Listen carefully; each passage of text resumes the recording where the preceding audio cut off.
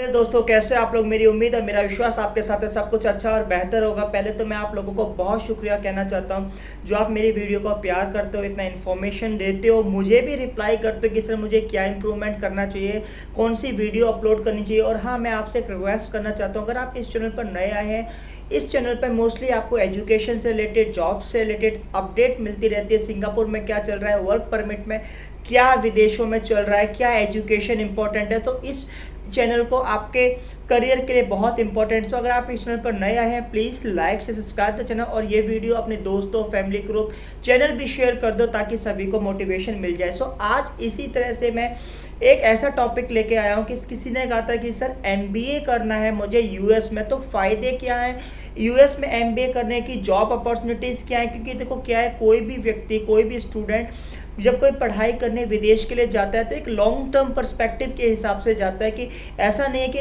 मैंने देखा कि अगर 100 स्टूडेंट्स का अगर मैंने इंटरव्यू लिया कि आप यूएस क्यों जाना चाहते हो, तो कहते हैं कि मुझे काम करना है, वहाँ अच्छी सैलरी पैकेज लेना है।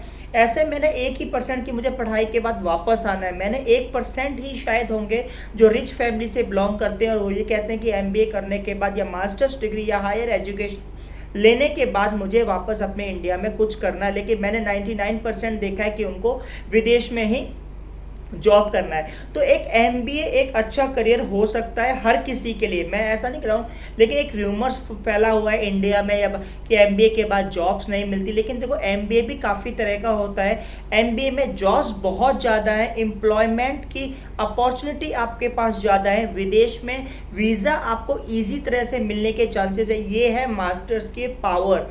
अगर हम बैचलर और मास्टर्स में देखें, जो मास्टर्स में अगर यूएस का भी अगर हम डाटा के हिसाब से देखें तो आपके पास 16% हायर चांस है H1 वीज़ा के लिए, जो एक H1B वीज़ा बोलते हैं, H1 बोलते हैं। ठीक है। सो एक एक्चुअली यूएस में मोस्टली जो इंडियन स्टूडेंट्स जाते हैं, F1 स्टूडेंट वीज़ा होता है, J1 student exchange culture programme होता है जो 4 महीने का होता है और 1 साल का भी होता है जो ग्रेजुएशन के बाद। उसके बाद H1 वीज़ा एजुकेशन के बाद मिलता है।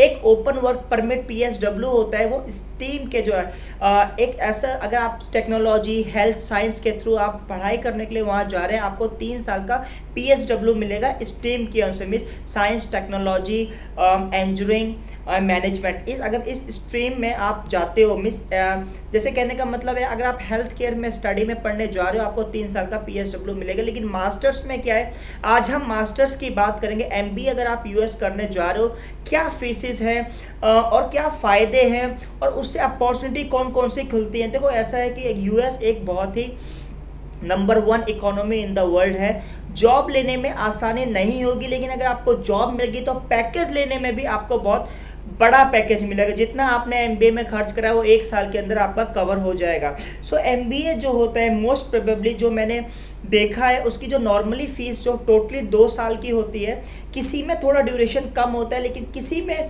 यूनिवर्सिटी में एमबीए 2.5 से 3 साल की होती है। लेकिन पूरा देखना मैं बता दूंगा। सबसे पहले एक एवरेज फीस की बात करते हैं, तो आपका जो एवरेज फीस होगी $70,000, 200,000 1 ईयर जाएगी। सो आपकी जो एमबीए जो ख़त्म होगी, वो बहुत जो टॉप मोस्ट कॉलेज है उसमें $2 लाख लगेंगे ही लगेंगे। लेकिन फ़ायदा क्या है, आपको फर्स्ट सेमेस्टर की फ़ीस करनी है, आपको पार्ट टाइम, आपके पास बहुत सारी ऐसी अपॉर्चुनिटीज़ मिल जाएंगी जो आप एमबीए में अच्छा खासा कमा सकते हैं। अब देखो प्रोग्राम मतलब हार्वर्ड यूनिवर्सिटी है, आप 2 साल की एमबीए है, उसमें यूनिवर्सिटी ऑफ पेनिनसिल्वानिया है 20 मंथ्स की एमबीए है, university of Chicago full time MBA है 2 ईयर्स की है, मीन्स 2 साल की है। और यूनिवर्सिटी ऑफ शिकागो है जो आपकी इवनिंग एंड मॉर्निंग क्लास में, वीकेंड्स में क्लास होती है। जो एमबीए का जो ड्यूरेशन है ना, वो 2.5 से 3 साल पर पहुंच जाता है। अब टॉप एमबीए प्रोग्राम कौन कौन से, मीन्स कौन सी यूनिवर्सिटी जो टॉप में, अगर आपने यहाँ से एमबीए कर लिया, आपका H1 वीज़ा मिलने के चांसेस 99% है। और एक बात और बता देता हूँ, अगर आपको यूएस में जॉब नहीं मिलती लेकिन आप कनाडा में PSW के लिए भी अप्लाई कर सकते हैं, पोस्ट स्टडी वर्क परमिट जिसे बोलते हैं, काफ़ी चांसेस हो जाते हैं। सो एमबीए की जो वैल्यू यूएस से है, वो कनाडा में भी आपको एक जॉब सिक्योर करने का चांसेस मिलता है। सो कनाडा एंड यूएस में कंपेयर करूंगा, वो अगली वीडियो में बता दूंगी किस कंट्री से, क्योंकि हर कंट्री की अपनी अपनी स्पेशलिटीज़, कोर्स फीस अपना स्ट्रक्चर होता है वो आपको बता दूंगा, लेकिन आज मैं यूएस की ही बात करूंगा। तो यूएस में एक एडवांटेज ये है आपको कि कनाडा में भी जॉब नेबर कंट्री, आपको आराम से एम्प्लॉयर वहाँ पर मिल जाता है। लेकिन सैलरी वाइज में आपको मैं अगली वीडियो में बताऊंगा, थोड़ा कम है कनाडा की इकोनॉमी अगर यूएस की इकोनॉमी से देखा जाए। सो जॉब भी उसी तरह से, जो आपकी सैलरी क्राइटेरिया है वो कम होगा। अब मैं बताता हूँ कि कौन कौन सी जो कॉलेज हैं जो बहुत ही अच्छी एमबीए कराते हैं, यूनिवर्सिटी है। पहले नंबर पे मैंने रखी है university of Pennsylvania, Chicago, university of Chicago. Number तीसरे पे नॉर्थ वेस्टर्न यूनिवर्सिटी कैलॉग में है, और हार्वर्ड यूनिवर्सिटी तो बहुत ही आपने सुना है, Columbia university, university of California and Yale universities. So अगर आप इस यूनिवर्सिटीज़ में आप एमबीए करोगे, मेरे हिसाब से जिनका ईयरली पैकेज एवरेज जाता है 95,000 पर एनम जाता है। सो अगर आप $2 लाख लगा भी रहे हैं तो आपको 2 साल में कवर हो जाएगा।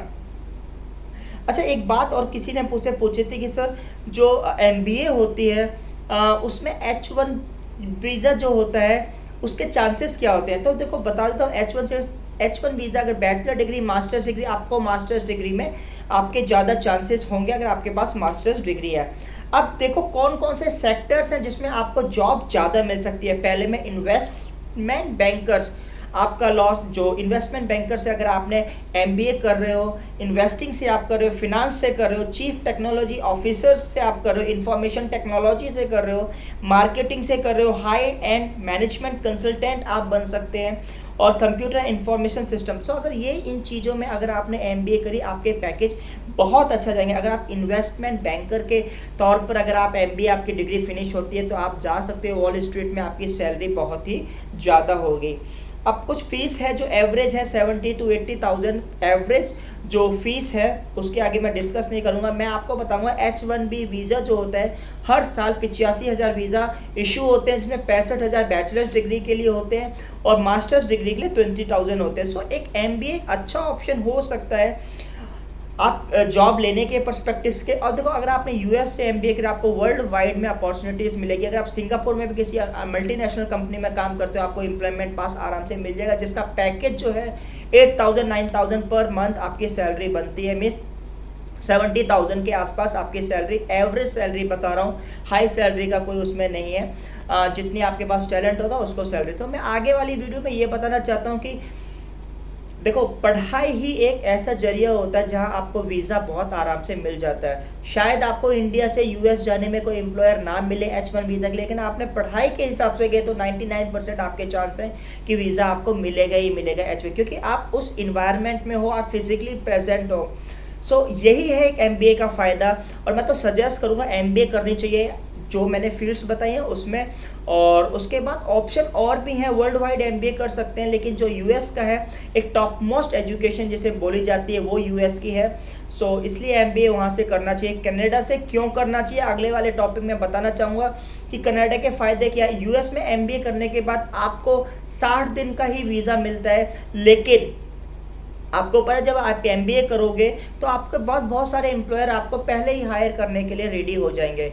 अच्छा, कनाडा का कुछ अलग सिस्टम है। कनाडा की एमबीए का कोर्स फीस के बारे में सब बताऊंगा, यूनिवर्सिटीज़ के बारे में बताऊंगा। अगर आप चाहते हो कनाडा में एमबीए करने के लिए, आप बताओ कौन कौन से कॉलेज है, क्या फीस, उसके फ़ायदे क्या है, उसको डिस्क्रिप्शन में बता दूंगा। और एक और वीडियो आने वाली कि कनाडा में सेटल कैसे आराम से हुआ जा सकता है, कितना पैसा लगेगा इन्वेस्टमेंट के हिसाब से, जो मैंने स्टडी करी है, रिसर्च करी है उसके हिसाब से। सो बने रहिए और इस चैनल को इसी तरह से प्यार देते रहिए।